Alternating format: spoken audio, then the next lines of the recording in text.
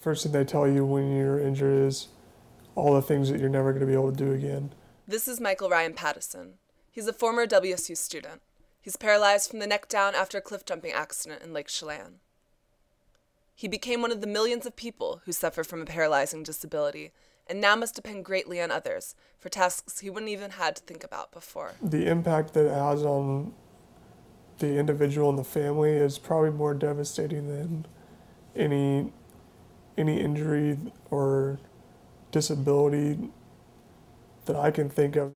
The best way I can describe a spinal cord injury like this is it's kind of like you're like reborn. You have to learn how to do everything that you used to know how to do all over again.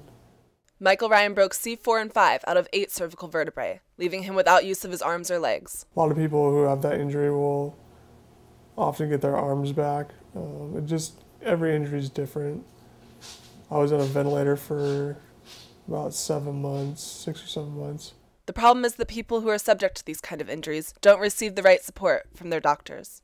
What the doctors and people don't realize in the medical field is that if people are able to receive the right type of rehab, the chances that they're going to stay healthy and out of the hospital are much greater than if they're just showing a wheelchair and saying, you know, this is your life now. Nor do they receive enough financial support from their health insurance. He talked to us about the shortcomings of the healthcare industry. Insurance paid for a lot more rehabilitation back then, much more than it does now, which is one of the big issues. When you first end up in this situation, it's not a lot of people know what they're doing, and a lot of families are lost, for lack of a better term. So Michael Ryan started a foundation to help himself and others receive proper treatment in lieu of the industry's shortcomings. Kind of a goal of the foundation too is to be able to give outreach to those that are newly injured and help give them support and steer them in the right direction. The support that I got from my community, my family, I just knew that I wouldn't have been able to make it if I didn't have that. And so being able to give that to other people is something I knew that needed to happen. One of the people that Michael Ryan met to help support him was Randy Simmons. This one's got 28 functions. He's an ex-animatronic specialist and custom car builder. Simmons took some time to show us 2 of his biggest projects. First is his rehabilitation glove that he's currently working on passing FDA standards so he can start marketing his product. We're currently in clinical studies at the Tampa VA hospital, waiting up our safety studies to be completed. Once they're completed, then we could roll into getting an FDA approval for the device so we can start marketing it. And what this device does is it straps onto an arm that's paralyzed, either from spinal cord injury, traumatic brain trauma, stroke victims, and with the use of passive movement and electrical stimulation, it rehabilitates the fingers, the muscles, and helps connect that passageway from the neurons in your muscles up to your brain. And the way it works is you put on these finger sleeves on your finger. They clip onto the end of the glove. And when you turn this glove on, we have a bunch of different programming settings to passively open and close the hand. So what this does is it's going to passively open and close the hand from open to close. At the same time, it emits electrical stimulation to contract and your muscles that would normally open and close your hand.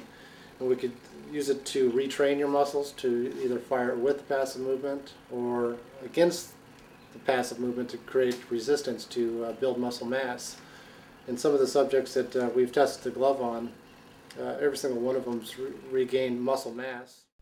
The second thing he showed us is the Hudson Project, which he's currently working on with Michael Ryan. It's a restored 1947 Hudson pickup truck that Michael Ryan operates with a mouthpiece. They use this truck to compete in drag racing competitions. So this truck is powered by a 7.3-liter Power Stroke diesel engine.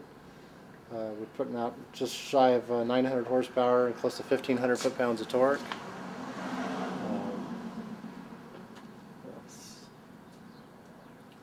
It's got custom air ride suspension underneath, tubular arms front, and triangulated 4-link in the rear. All set up for racing with adjustable shocks. The way we get Michael Ryan into the truck is you pull the pins on the door bar, you remove the door bar. This is a custom carbon fiber seat that cradles MR's body and keeps his legs from flopping around.